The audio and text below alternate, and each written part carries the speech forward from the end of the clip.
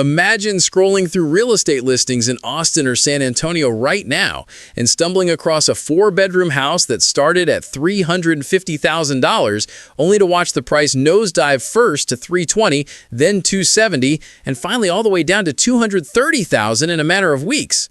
Sellers are literally throwing tens of thousands of dollars off the asking price just to get anyone, to bite. And this isn't some isolated, desperate move by one overwhelmed homeowner. This is happening to thousands of properties across Central Texas, creating what can only be described as a full-blown seller meltdown that has caught everyone from flippers to everyday families completely off guard. If that shocks you, smash that subscribe button right now and turn on notifications, because what's unfolding in the Texas housing market in late 2025 is bigger than anything we saw in the last crash, and I'm going to walk you through every brutal detail so you know exactly what's coming next.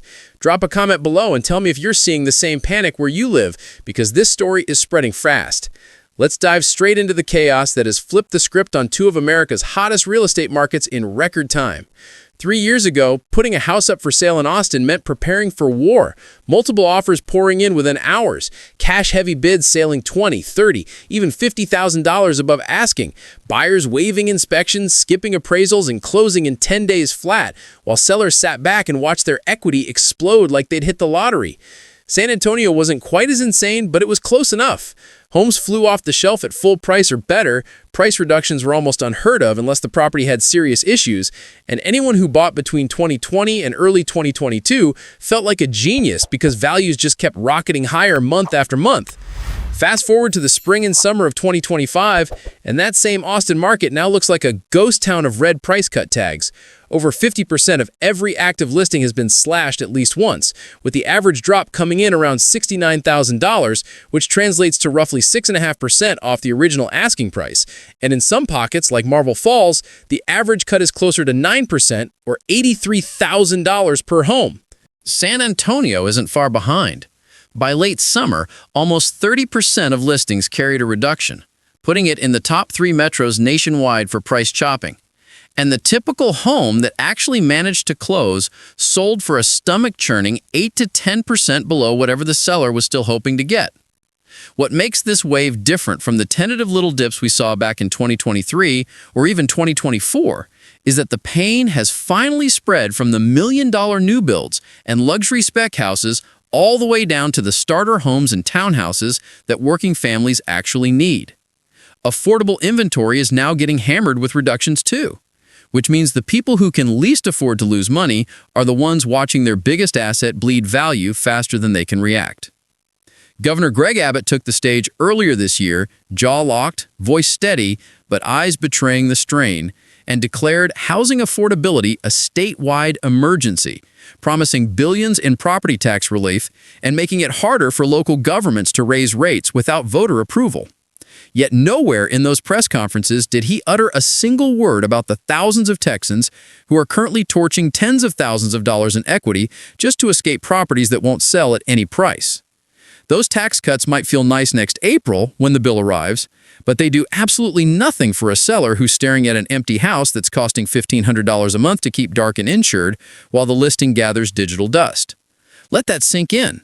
More than 56% of all active listings in the Austin metro right now are completely vacant. No tenants, no owners living in them, no cash flow coming in, just a slow financial hemorrhage that forces another price drop every 30 days or so, because the carrying costs are merciless. Think about the math on a $500,000 house sitting empty. Roughly $10,000 a year in property taxes, even after the new relief, another $4,000 in insurance that keeps climbing, $3,000 in basic utilities and yard maintenance to keep HOA fines away, and that's before you add the mortgage payment if there's still debt on the property.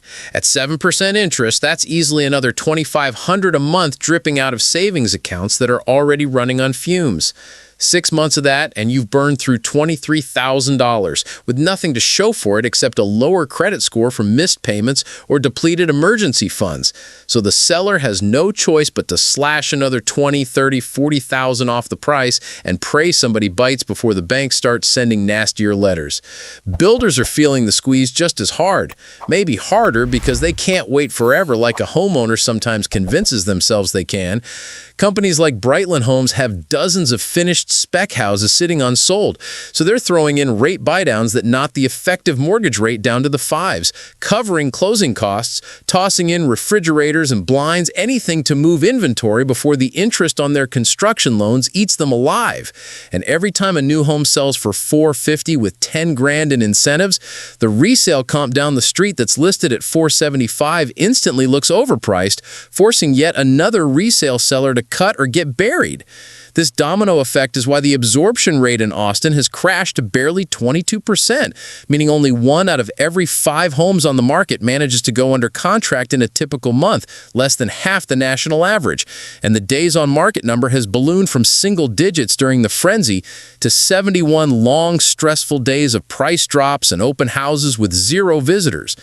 San Antonio's close-to-list price ratio hit rock bottom at 91.6% in September, which translates to sellers walking away from closing tables, leaving 8.4% of their dream price on the table just to make the nightmare end. And that's if they're lucky enough to get an offer at all. Let me paint a couple of real-world pictures so you can feel the human cost behind these statistics. Take Rebecca, a regular mom in Cedar Park, who bought her 4-bedroom at the peak in 2022 for $485,000. Got transferred out of state for work this spring and listed at $475, thinking she'd at least break even. 5 months later, after dropping the price 4 separate times all the way down to $425, she finally closed and still lost $60,000 off her purchase price, watched another 30 grand vanish to commissions and closing costs, and ended up writing a check for $15,000 at the table just to hand over the keys, wiping out her entire down payment and leaving her family starting over from scratch in a new city. Then there's Carlos in San Antonio, who picked up a townhome in 2023 for $295, convinced the growth would protect him.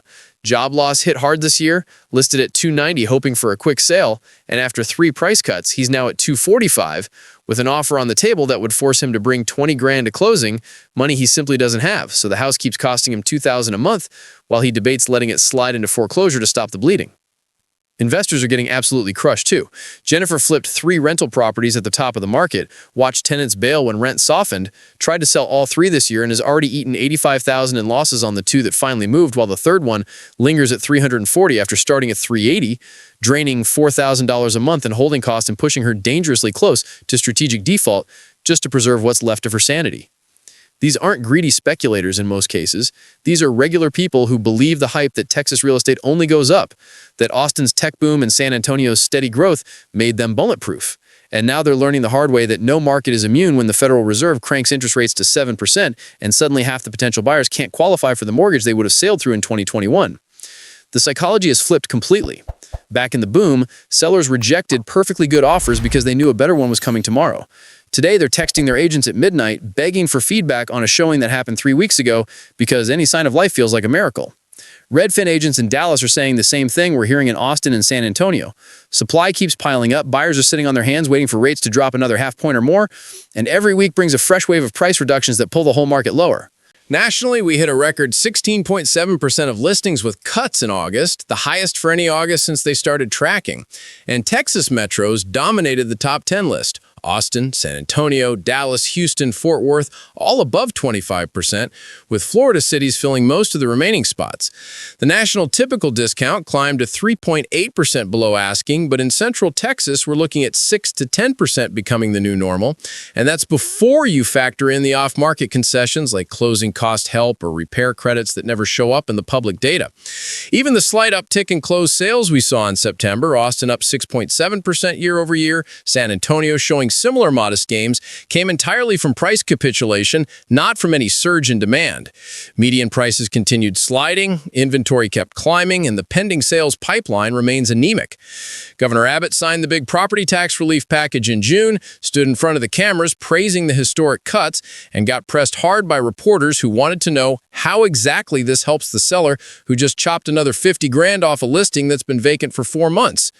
His response boiled down to, the market will find balance, and sellers need to price realistically, which sounded eerily disconnected when the data shows sellers have already slashed an average of $69,000 and still can't find buyers because 7% mortgages turn even the discounted prices into payments that break household budgets. One Cedar Park homeowner who attended the bill signing event summed it up perfectly afterward. He's cut his price 4 times for a total of $60,000 off. The house sits empty, costing him $1,500 a month, and the shiny new tax break coming next year doesn't pay this month's electric bill or stop the insurance company from hiking the vacant home premium. The vacancy crisis is the silent killer nobody in state government wants to talk about. 56.3% empty houses on the market means tens of thousands of owners across Central Texas are subsidizing a fantasy that the glory days are coming back. And every month they hold out is another month the carrying costs force their hand lower. New construction is amplifying the problem because builders are still completing projects that were started 18 months ago when demand looked endless. And now those brand new homes are hitting the market with incentives that make 10-year-old resales look like bad deals, pulling comps down further and dragging existing homeowners into the race to the bottom. If you're watching this and you own property in Texas, pay attention. The activity index in Austin sits at a dismal 21.6%. meaning fewer than 1 in 5 listings goes under contract in a typical month. And the new listing to pending ratio is stuck at 0.58 compared to a long-term average above 0.8, which simply means more homes are flooding in than buyers can possibly absorb at current prices and rates.